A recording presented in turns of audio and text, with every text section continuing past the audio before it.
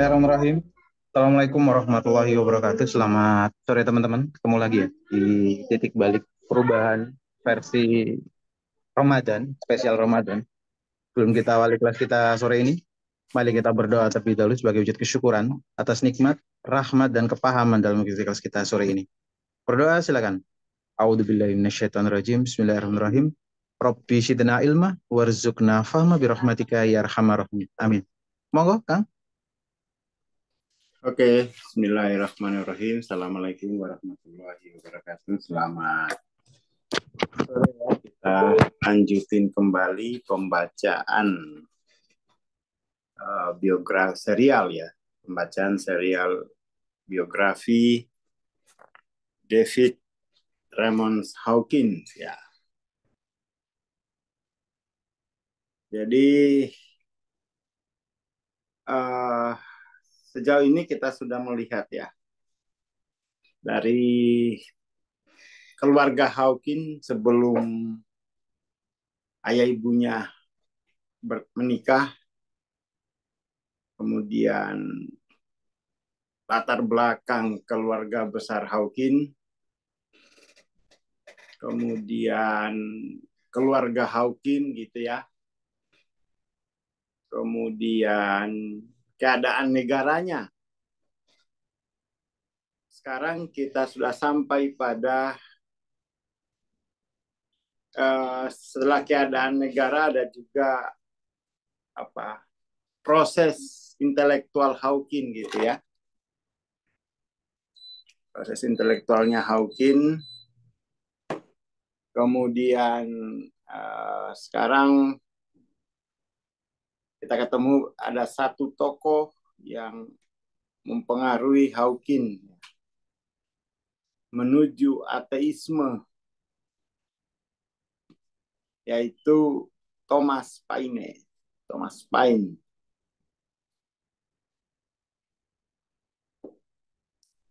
Paine menulis firman Tuhan adalah ciptaan yang kita lihat, dan di dalam firman ini yang tidak dapat dipalsukan atau diubah oleh ciptaan manusia. Tuhan berbicara secara universal kepada manusia. Buku Age of Reason mempromosikan pemikiran bebas, bukannya membabi buta dipengaruhi oleh doktrin Kristen dan aturan gereja. Paine berseru, pikiranku adalah gerejaku sendiri. Dari sini kan muncul agama institusi dan agama pribadi gitu ya. Agama institusi dan agama pribadi.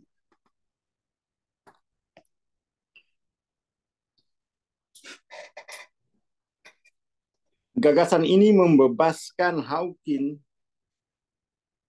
yang hidup dalam ketakutan terus-menerus akan agama institusi, kira-kira begitu ya.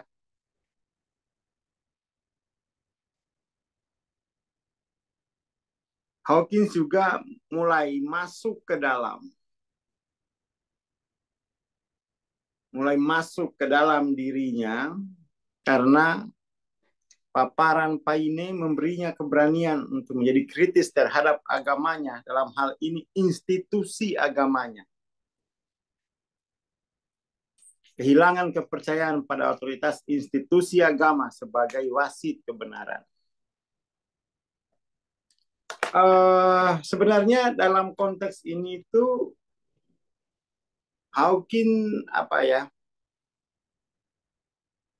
dalam konteks ini Hawkins tidak dalam artian itu tidak bermusuhan dengan Tuhan, kira-kira begitu ya. Jadi Hawkins itu tidak bermusuhan dengan Tuhan. Dia hanya keluar dari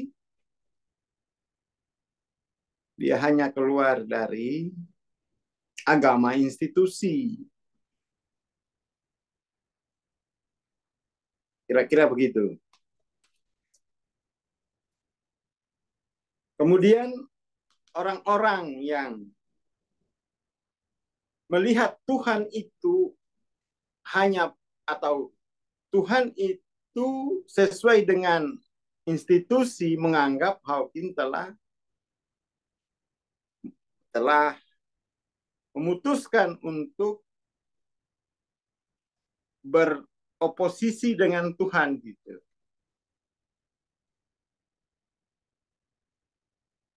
Ya kan? Jadi ateis ini apa ya? Ini kan istilah sosial. Ya kan? Istilah sosial. Istilah fenomena sosial, katakanlah begitu. Bukan fenomena spiritual kan. Justru kalau kita lihat ya, saya punya gambar. Saya tadi baru bikin model. Bahwa agama itu kan gerak personal, gerak pribadi yang kemudian berdampak pada sosial, kan begitu kurang lebih. Dia bukan sosial ke sosial. Justru dari cerita ini kita memandang Hawking itu mengalami kemajuan spiritual. Ini saya punya gambar ya, yang baru. Nah, kalau nggak digambarin kan, kalau nggak digambarin tuh nggak punya bayangan apa yang terjadi pada jiwanya Hawking ini. Persoalannya itu gini, ada sekelompok orang yang kemudian tuh menuduh Hawking telah meninggalkan Tuhan, kan gitu. Hanya kan pertama dia di sini dulu kan. Dia terjebak pada budaya. Lalu agama sebagai budaya. Lalu dia masuk ke dalam kan, ini masuk ke dalam. Lalu nanti ke sini, lalu nanti dia di sini baru langsung ke dunia baru. Kan memang begitu beragama itu. Persoalannya kan ini adalah ada semacam cara berpikir lama bahwa ya keimananmu itu harus distempel oleh institusi. Itu persoalan kan. Dan itu kan isu semacam itu tidak ada dalam kita kan. Tidak ada. Jadi seolah-olah iman itu ditakar oleh komunitas. Kan perkara iman ini yang disebut spiritualitas kan. Perkara iman. Seperti itu. Itu menjadi persoalan ya. Persoalan ya yang kemudian itu melahirkan dikotomi agama dan spiritual.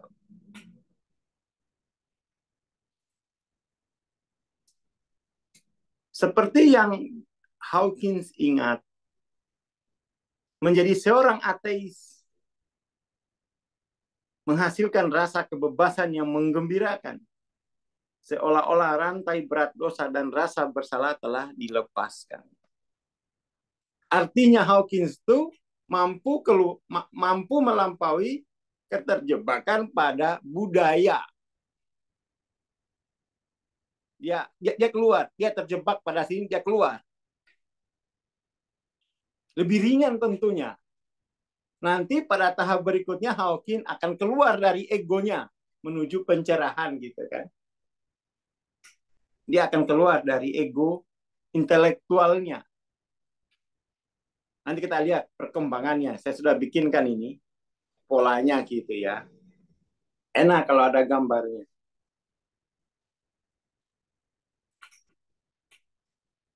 Nah, nanti ego dalam hal ini intelektual itu uh, menjadi penghalang juga untuk pencerahan dan dia bisa lampaui itu.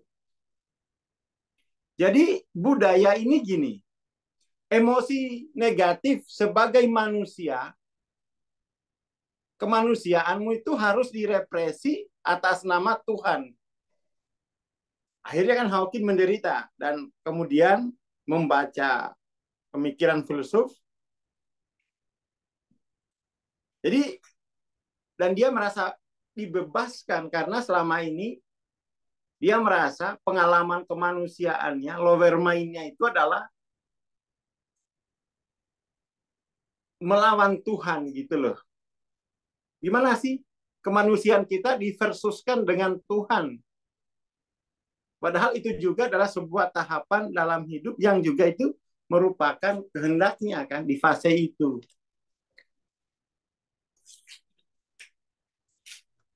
Baginya pemahaman itu menandai berakhirnya kepercayaan kepada Tuhan sebagai sistem budaya. Ini kan iman itu bukan budaya kan? Iman itu bukan budaya.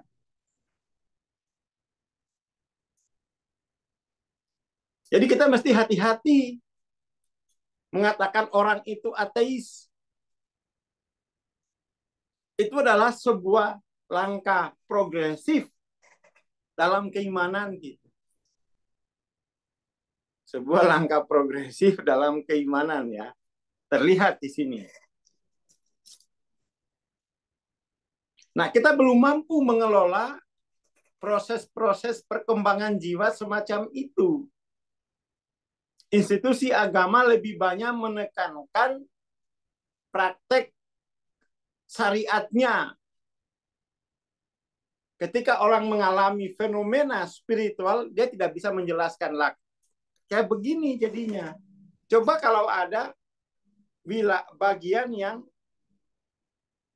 yang mampu mengakomodir, mampu membersamai proses spiritual ini tanpa harus itu diversuskan dengan syariat. Kan tidak ada masalah. Tidak ada masalah. Tidak ada masalah. Makanya ya penting kita punya pembimbing. Penting punya pembimbing. Akhirnya Pak Hawking berhenti pergi ke gereja. Mogok.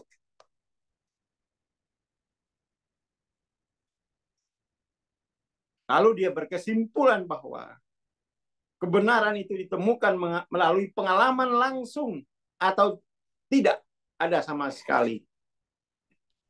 Jadi pengalaman spiritual itu bukan pengalaman sosial, itu adalah pengalaman pribadi, kira-kira begitu.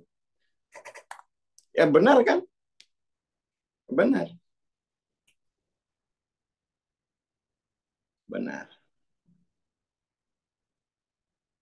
Maka kita perlu hati-hati. Ya, hati-hati atas nama agama, jangan sampai itu justru menghambat, mencederai pengalaman batin seseorang akan kehadiran Tuhan. Ini harus pintar ini, minimal dengan model ini. Nah, itu kita bisa mengerti. Jangan dikit-dikit ateis, jangan suka stempel perjalanan batin orang deh gitu. Jangan suka stempel perjalanan batin orang. Dan yang paling penting, jangan suka memversus-versuskan orang dengan Tuhan. Jangan suka memversus-versuskan orang dengan Nabi. Bahaya. Kamu bukan Nabi, gitu.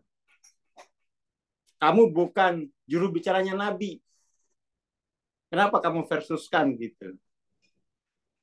Itu poin penting ya. Karena kadang-kadang sikap politik itu seolah-olah itu sikap melawan Nabi. sikap melawan Tuhan.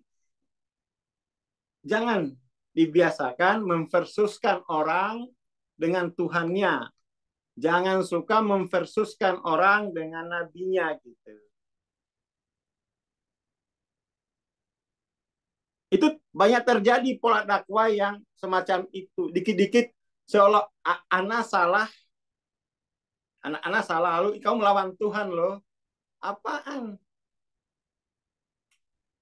Kamu melawan Nabi loh. Kapan dia melawan Nabi? Dia hanya tidak setuju dengan kamu kok. Bukan tidak setuju dengan Tuhan. Dia hanya tidak setuju dengan kamu. Bukan tidak setuju dengan Nabi. Kayak gitu.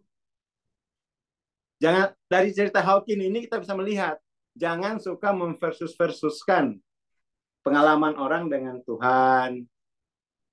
Jangan suka memversus-versuskan pengalaman orang dengan nabinya, jangan. Itu, kamu bukan nabi, kamu bukan juru bicaranya nabi. Ya kan? Dampingin saja, temanin. Temanin. Kalau kamu tahu proses yang dia alami, temanin. Sampai pokoknya ya biizni rabbihim itu penting dipegang. Kamu bukan penentu orang itu beriman apa enggak. Itu adalah proses jiwanya gitu. Proses akunya.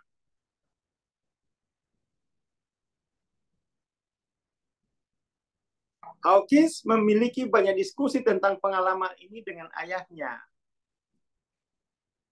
Ayahnya tidak mengerti mengapa Hawkins jadi ateis. Karena dia dan ibu Hawkins sangat religius.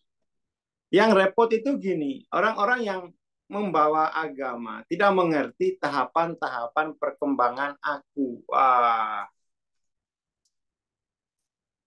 Bagi Hawkins, untuk menjadi seorang ateis pasti merupakan kejutan yang mengerikan bagi mereka. Ayahnya kesal karena dari sudut pandang Kristen tradisional, jiwa putranya akan dikutuk ke neraka lain ini kan. Siapa yang mengutuk? Tuhan kan. Akhirnya Hawkins diversuskan dengan Tuhannya. Akhirnya Hawkins diversuskan dengan Tuhannya. Padahal kalau kita lihat secara spiritual, Hawkins mengalami kemajuan, mengalami progresif secara spiritual. Dari buta menjadi bernalar. Kan gitu. Tapi sudah diversuskan dengan Tuhan gitu. Ini yang ya yang nggak boleh lagi lah, udah kuliah kok. Seperti itu. Nggak punya pemahaman tentang jiwa, lalu Tuhan dibawa-bawa untuk mengutuk perkembangan.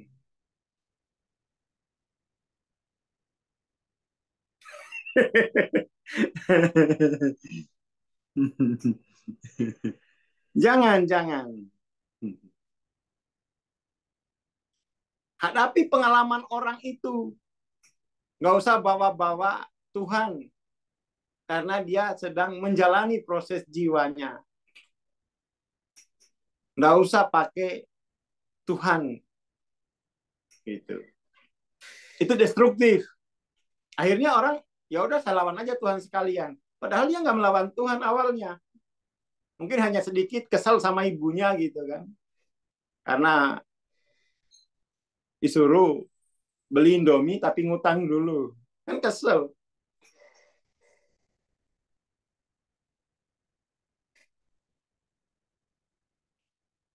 Pergeseran perkembangan Hawking memiliki efek di dunia luar. Tugas sekolahnya terganggu. Sementara dia telah menerima nilai teladan di semua kelasnya di kelas 9, tahun berikutnya nilainya turun jadi C, jadi B, jadi D dalam bahasa Jerman. Dia tampaknya pulih di tahun pertamanya. Sekali lagi menerima nilai A dan B. Inilah ya prosesnya itu. Proses. Budaya ini diwakili oleh bahasa. Ya. Ego diwakili oleh nature dari dualitas. Ini dualitas. Saya bedakan antara budaya dengan ego.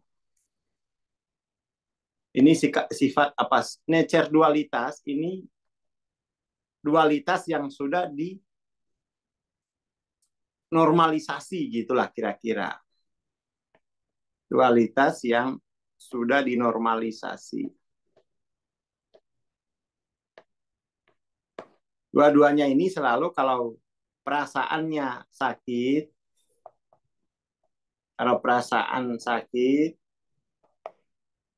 sebab selalu ditunjuk di luar. Itu sebab sakit adalah dunia eksternal.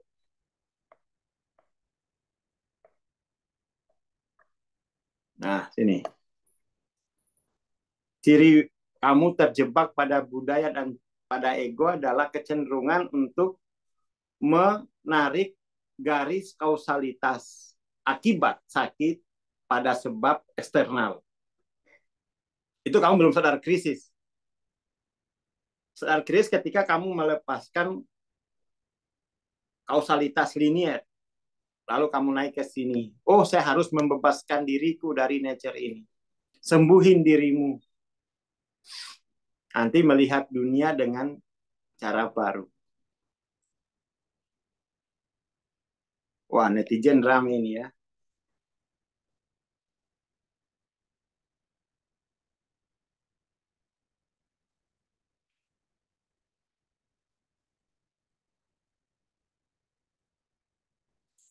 Oke.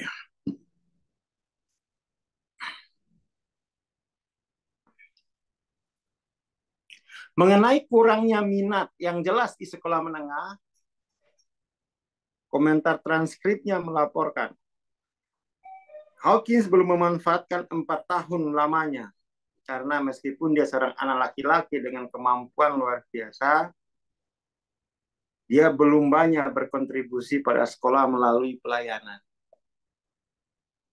Dalam banyak kesempatan, dia telah mengabaikan peraturan sekolah, mulai melawan dia pada pengkondisian budaya. Nah, kalian kalau punya isu dengan budaya, transendensi, jangan kalian lawan. Habis nanti uang jajanmu nanti. Boikot kamu nanti. Transendensi. Jangan dilawan sendiri ya. Anak-anak dibiasakan, ayo diobrolin sama yang lebih paham. Yuk dibersamai krisis kalian gitu. Nggak usah ditiru caranya Hawking, nggak usah. Nggak usah kamu langsung beli baju ateis, kaos ateis, ikat rambut ateis, sepatu ateis, nggak usah gitu norak.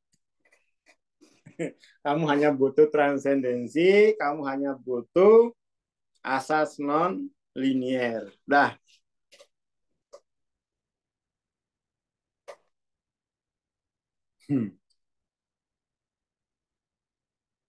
Seperti itu. Akhirnya, dalam banyak kesempatan, ia telah mengabaikan peraturan sekolah. Pengabaian aturan sekolah ini terjadi setelah dia menjadi pemikir bebas. Tetapi setelah Hawking keluar dari jebakan budaya, masuklah dia ke jebakan egonya kan. Nah, ini ego nih. Nah, masuk ke nature ego dia. Ini kalau nggak dibersamai, repot. Kalau nggak dibersamai, repot. Makanya modelnya kayak gini penting ya pemodelan. Hawking itu setelah keluar dari budaya gereja, disantap dia sama egonya.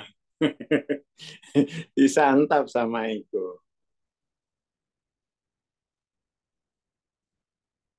Di luar membaca dan mendengarkan musik klasik, aktivitas Hawking yang paling menyenangkan adalah wacana filosofis. Dia memiliki 2 teman intelektual. Low Ierov, seorang putra seorang profesor akademis, dan Manny Walner, putra seorang dokter. Dua-duanya sama-sama tinggal di Fox Point, kota makmur dekat rumahnya Hawkins. Fox Point tidak memiliki sekolah menengah sendiri, jadi kedua anak laki-laki ini pergi ke Sherwood Heights, di mana mereka bertemu dengan Hawkins. Hawkins sudah menjadi ateis. Jadi ateis ini semacam gejala sosial baru untuk melawan sosial yang lama, kira-kira begitu ya. Jadi ini bukan persoalan kamu melawan Tuhan, enggak. Ini gejala sosial aja. Gejala sosial baru untuk melawan gejala apa namanya untuk melawan komunitas sosial atau komunitas sosial baru gitu ya. Komunitas sosial baru untuk melawan komunitas sosial lama. Berkumpul orang-orang yang katanya ateis untuk melawan komunitas sosial. Bukan melawan Tuhan.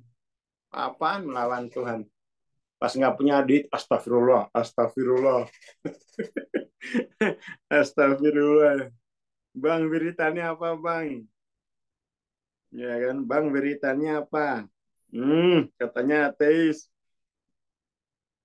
Banyak teman-teman tuh yang katanya ateis. Sekarang alhamdulillah udah pada bertoriko. Kamu tuh nggak usah sosok melawan Tuhan. Enggak, kamu nggak tahu apa-apa tentang Tuhan. Itu kamu hanya komunitas sosial. Nangis, ampun.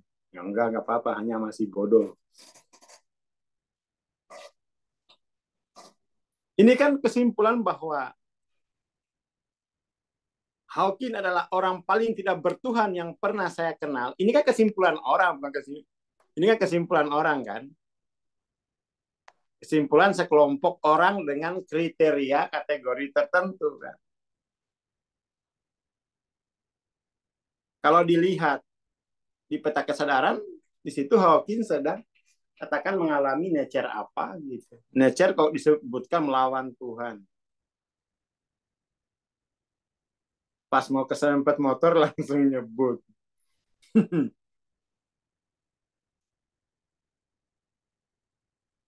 Kalau nggak dibersama itu repot kamu.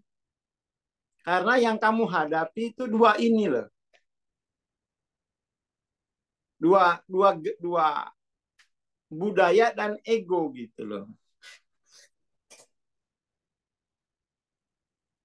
Budaya dan ego. Dan ciri ego itu selalu seperti ini. Perasaan sakit, sebab sakit adalah dunia eksternal, peristiwa eksternal. Padahal itu artinya naik sedikit lagi krisis.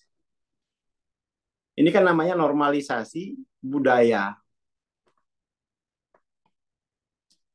Akhirnya budaya itu memperkuat nature ego. Itu kira-kira.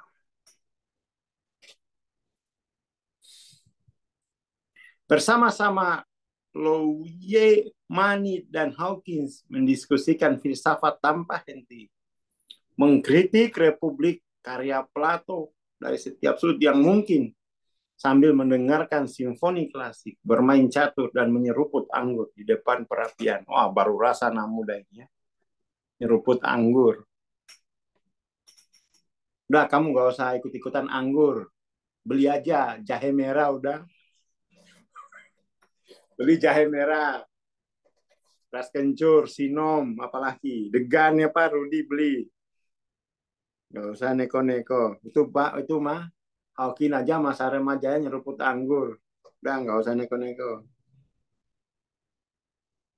Kamu udah bikin aja tuh teh kampul udah, atau paling enggak kamu biar berasa raja minum aja apa namanya itu minuman Mataram tuh, minuman raja, wedang uwu. Nah, kamu bikin wedang uwu itu udah anggur lokal wisdom.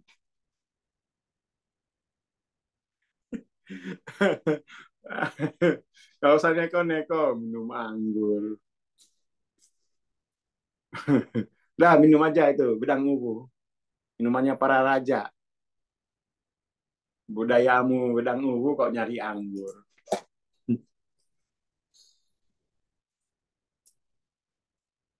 Kan gitu. Udah minum es jeruk aja udah. Murah. Ambil kembung nggak apa-apa itu. Atau kunyit apa namanya? Kunyit, kunyit, kunyit. Gak usah ikut-ikut ini mas. Saya kan mau mencontoh idola saya. Hawking nggak usah. Ini banyak anak-anak yang ikut beda buku ini ya. Gak usah neko-neko.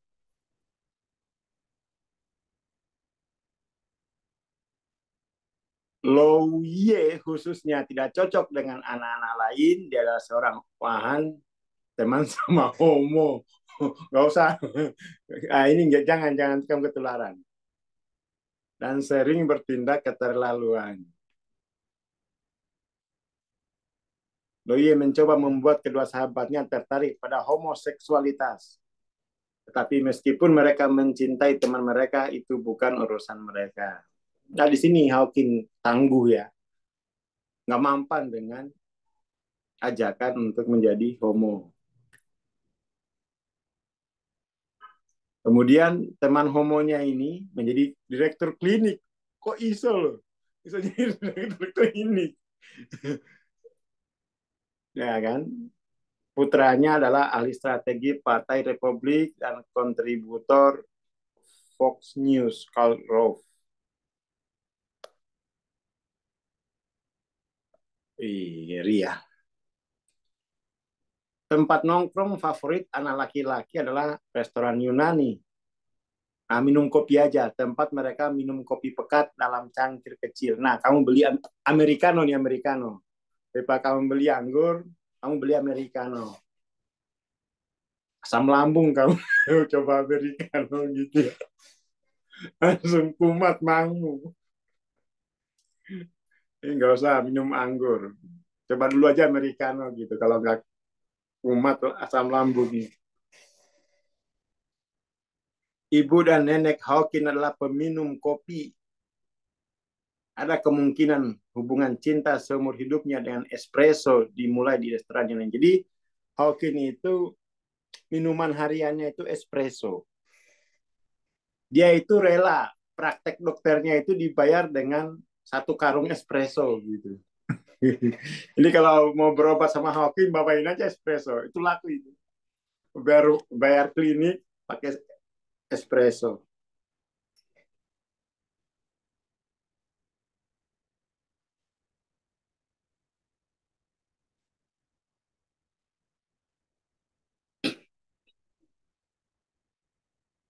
Seperti itu.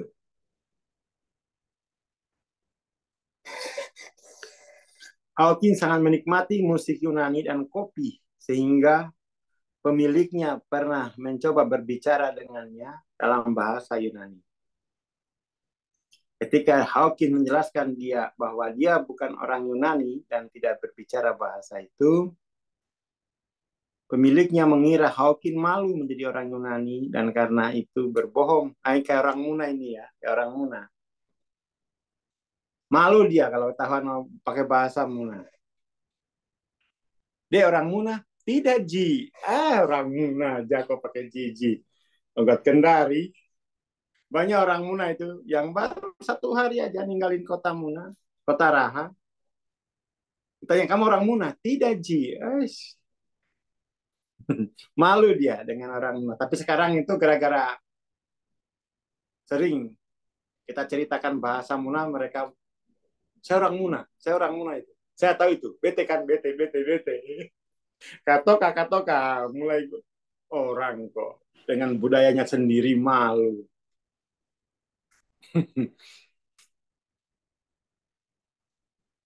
Karena pria itu tidak dapat membayangkan seorang Amerika mengunjungi tempat usahanya, minum espresso, dan mengalirkan uang receh tanpa henti melalui mesin untuk mendengarkan musik Yunani. Hawking sangat menyukai musik Yunani sehingga dia pergi ke klub malam Yunani hanya untuk mendengarkan suaranya. Dia sering mengunjungi restoran selama sekolah menengah, perguruan tinggi, dan sekolah kedokteran. Gitu ya. SMA dia udah masuk ke pemuasan ego lah ini ya. Pemuasan ego. Kepribadian Hawking mulai berubah pada usia 16 tahun. Keluar dari nature budaya, masuk ke nature ego. Terbebas dari belenggu dogma agama, anak laki-laki yang dulu tertindas itu menjadi remaja yang suka berpetualang. Manfred menggambarkannya sebagai cerdas, cemerlang, suka berpetualang, dan siap untuk apapun. Deskripsi yang dikonfirmasi oleh rekan-rekan Hawkins selama bertahun-tahun kemudian. Meskipun pendiam dan tertutup, kebebasan dari dosa dan rasa bersalah membuka dimensi baru bagi kepribadian Hawkins. Jadi keluar dari rasa bersalah dan dosa, naik ke pride. Naik ke pride kan. Naik ke hasrat. Wah, udah cobain semua. Hawkins memiliki selera yang mahal meskipun dia selalu tampak kekurangan uang. Ketiganya merokok, dua merek rokok mahal dan sulit ditemukan. Rokok Murad, ini kayak dari Malang nih ya, rokok Murad. Mungkin. Dan Melan, apa ini? Aduh, susah sekali nama rokoknya. Pokoknya itulah, baca sendiri. Itu dari Mesir gitu ya. Susah sekali, dasar sariawan, suruh baca ini. Tambah sakit. Sering diberikan kepada Hawkins sebagai hadiah dari nenek untuk ulang tahun dan Natalnya. Wih, nenek maco nih ya. Hadiah ulang tahun rokok. Ah, jangan ikut-ikut juga kamu ini. Mah, hadiah ulang tahunnya rokok ya, kayak neneknya Hawkins. Udah beliin beda ngubu aja itu dah, murah.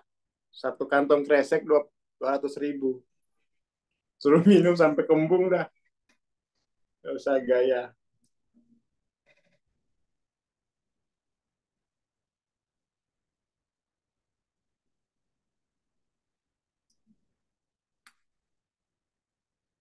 Oke.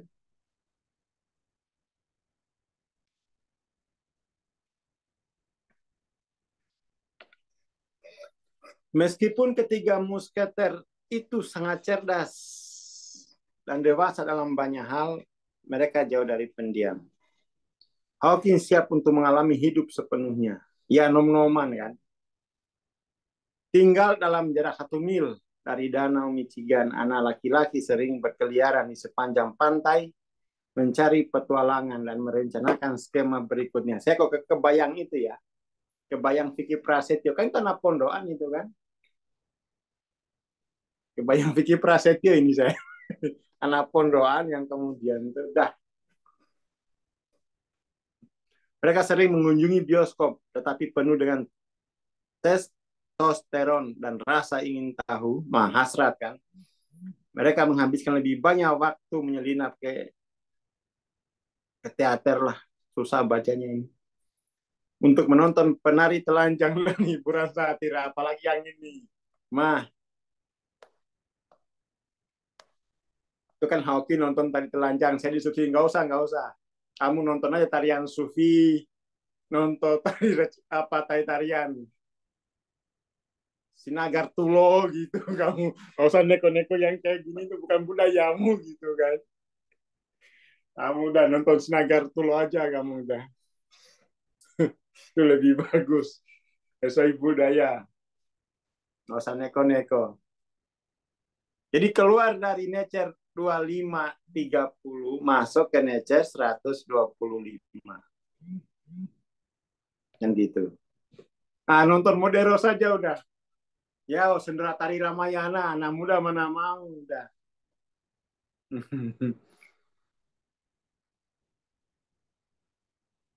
Kalian gak usah nonton-nonton. Nah, tari tortor aja udah itu.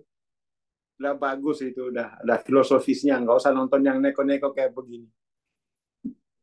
Nggak usah. Tapi gratis. Tetap nggak usah mau. Kalau gratis mau saya sama aja kamu. Nggak usah neko-neko.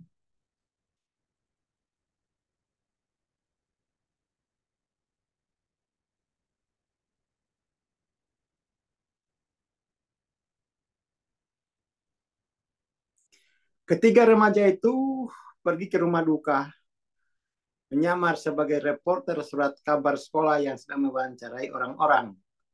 Sebuah kebohongan, nah, pura-pura jadi reporter kan, sebuah kebohongan yang tidak berbahaya, yang membantu anak laki-laki itu menjelajahi sisi kehidupan yang lebih gelap. Masa dia nature ego.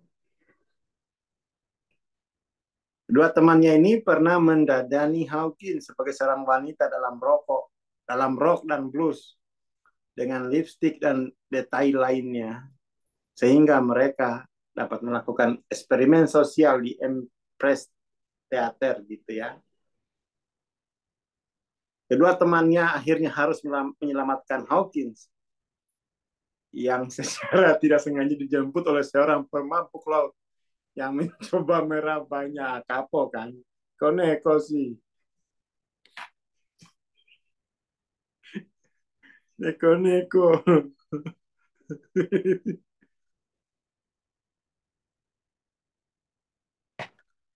Waktu Hawking untuk penjelajahan masa remajanya dibatasi tentu saja oleh tugas sekolah, pelajaran musik, dan berbagai pekerjaan. Makanya anak-anak itu ya, anak-anak SMP, SMA, diikutkan mentoring wae. Kuliah di rumah kamu batas-batasi, pas kuliah nature ego belum terlampaui, nangis orang tua. Bisa nangis lihat anak kok laporan dari temannya. Jangan dikira kayak teman saya loh. Anak itu pakai jilbab di rumahnya. Pas ke Jakarta udah pakai tank top ya kemana-mana. Kenapa? Nature ego. Nah, ini malah terlanjur nonton bang. Ya udah jangan ngajak temannya. Terus kalau ada temannya yang minta nomor WA jangan dikasih ini, Bang Andianto. Jadi untuk orang tua ya, untuk orang tua. Kalau kamu lihat anak di rumah itu kok rapi, soleh, itu jangan-jangan tuh pengkondisian budaya. Ketika dia ngekos, teman-teman saya, masya Allah, astagfirullah, teman-teman saya itu astagfirullah pokoknya. Wah, di rumahnya itu soleh, soleha. Mereka kalau pulang kampung tuh rapi jilbabnya. Tapi kalau tiap malam Rabu, malam Kamis, ayo Bang Aswar, ini ladies night loh, free bagi ladies. Ah, nggak ikut aku. Pergi sendiri maksudnya. Dulu, dulu. Jadi usahakan itu nature ego itu anak-anak SMP itu udah selesai. Jadi dia nggak akan ngorbanin hidupnya hanya untuk eksplorasi pengalaman kemanusiaan. Nature ego itu kan pengalaman kemanusiaan yang nggak bisa kamu larang-larang. Nggak bisa.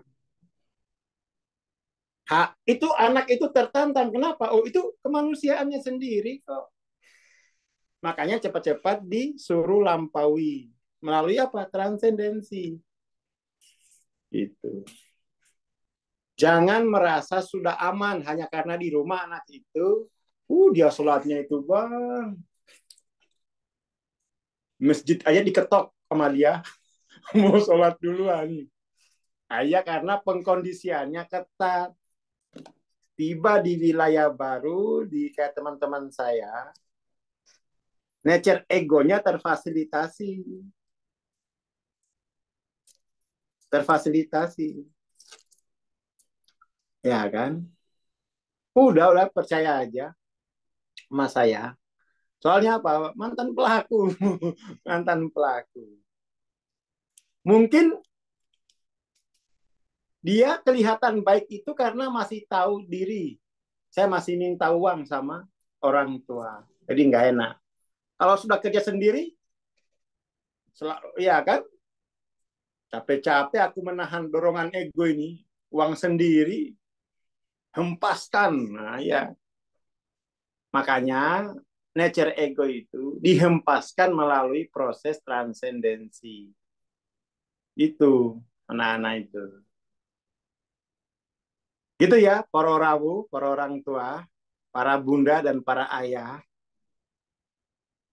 sama mantan pelaku diam-diam aja bang. Nah, belajarlah sama pengalaman orang lain. Gak usah anakmu harus ngalamin, tetapi memang itu nature ego harus dilampaui. Ini bagian kemanusiaannya. SMP, SMA itu mumpung belum punya duit, mumpung masih takut disuruh transendensi, ya, ayo ikut kau ikut. Tapi saya belum suka mah, ikut aja udah daftarin, suruh dengerin aja. Nanti di akhirnya tahu.